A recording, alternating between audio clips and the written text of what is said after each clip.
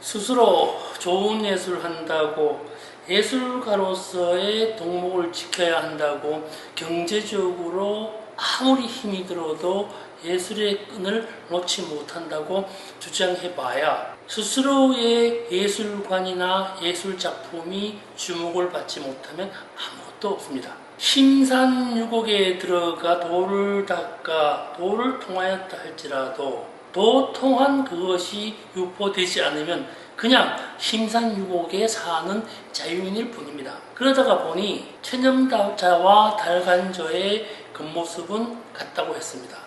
그렇다고 체념이라고 해서 사회에 대한 일탈이나 외면을 말하는 것은 아닙니다. 체념 또한 도리를 깨닫는 마음입니다.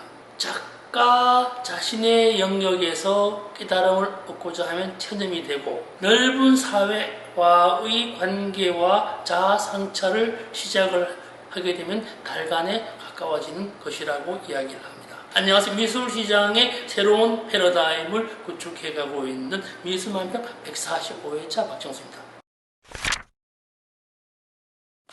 엊그제 모 기관의 미술은행 작품 가격 심의를 한 적이 있습니다. 작품에 대해 가격을 매기는 가격 평가가 아니기 때문에 그리 무거운 책임감은 덜 하였습니다만 그래도 적당량의 무게감은 어찌할 수 없었습니다. 요즘 각종 뉴스에는 미술품 구매가 활성화되어 있고 콜렉터층의 변화가 있고 NFT를 장착한 미술이 자리를 잡아나가고 있고 미술시장이 거대해지고 있고 활성화되어 있다고 말들을 합니다.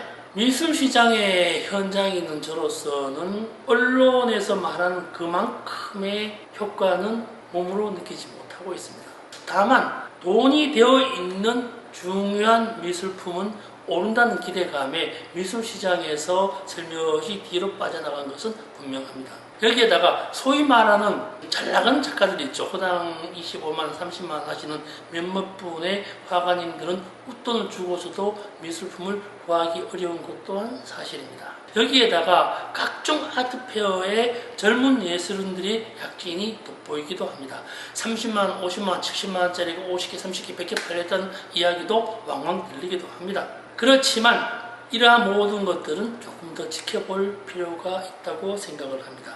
연예계건 예술계건 어디에건 반짝 스타는 항시 존재하는 법이니까요. 이런저런 이야기 그만두고요. 미술은행 그러니까 세금으로 미술품을 구매하는 아트뱅크에 대해서 이야기해보고자 합니다. 이 부분에 대해서 궁금하신 분들 대단히 많을 것입니다. 각 지자체에서는요 미술은행 작품 구매한다는 공모 공지가 심심치 않게 뜨고 있습니다. 그러면서 한편으로 이런 얘기 많이 합니다.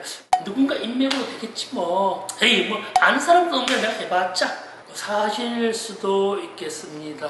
미술품의 종류나 장르, 구매 가격에 대한 표준이 세워져 있지 않으니까 아는 사람이 있으면 이익을 받을 수도 있겠구나라는 생각을 하기도 합니다. 그래서 지금은요 아트뱅크의 작품을 응모해서 선정될 가능성, 더 나은 가능성에 대해서 몇 가지 팁을 드리고자 합니다. 지방미술관이건 중앙미술관이건 작품을 구매한다면요 작품 선정위원회와 작품심의위원회가 별도로 구성되어져 있습니다. 우선 작품이 선정되어야 하는데 만약에 지자체에서 미술관이라면 이 미술관에서 그 작품을 소장해야만 할 이유와 명분을 찾습니다. 지역 미술관은 지역 문화예술을 포괄할 의무가 있기 때문입니다. 자신이 활동하고 있는 지역사회의 특징과 특성을 담아내는 명분을 찾아야 합니다.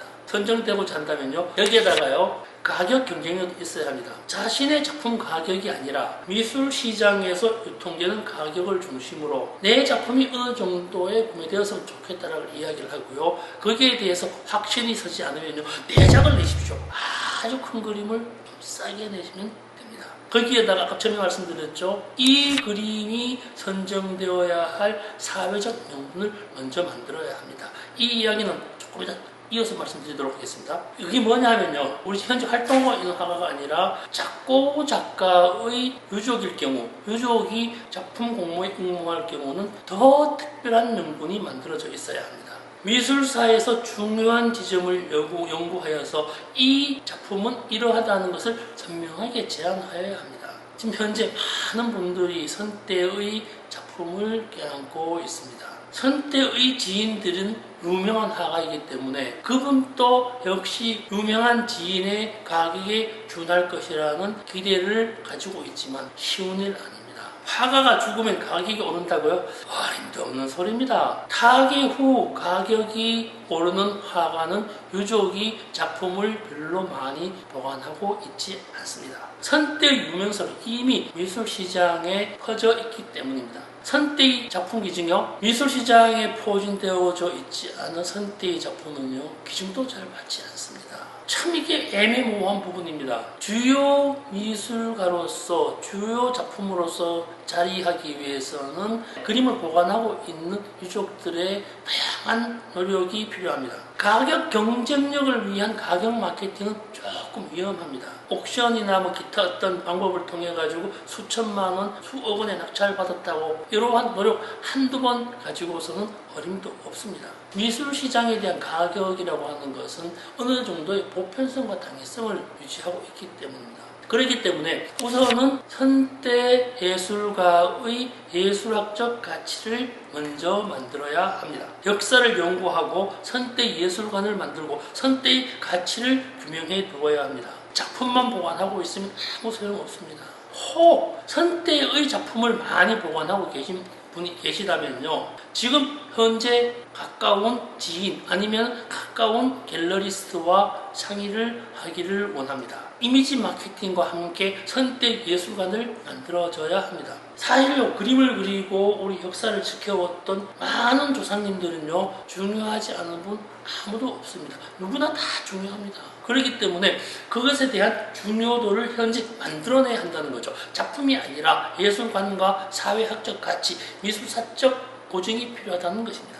여기에다가 아트뱅크에 대한 가격 심의도 그러합니다. 국민의 세금을 구매하는데 가격을 깎지 않았으면 합니다. 미술 시장의 가격과 비견하여 어느 정도의 가격을 유지하여야 한다고 생각을 합니다. 관계자분들은 이런 얘기 많이 합니다. 주어진 예산으로 더 많은 작가들에게 기회를 제공한다고는 하지만 그것보다는 좋은 작품, 좋은 가격에 구매하는 것이 더 중요하다고 생각을 합니다. 미술은행 관련되어서는 할 얘기가 참 많습니다. 기왕 구매하는 일 좀 더 신중을 기해야 한다고 생각합니다. 그렇기 때문에 오늘은 여기까지 계약적 이야기만 하고 있습니다. 아트뱅크에 관련된 이야기는 계속되어질 것입니다. 오늘 이야기가 재밌었다거나 유익했다거나 다음 이야기가 궁금해진다면요, 좋아요와 구독, 알림 좀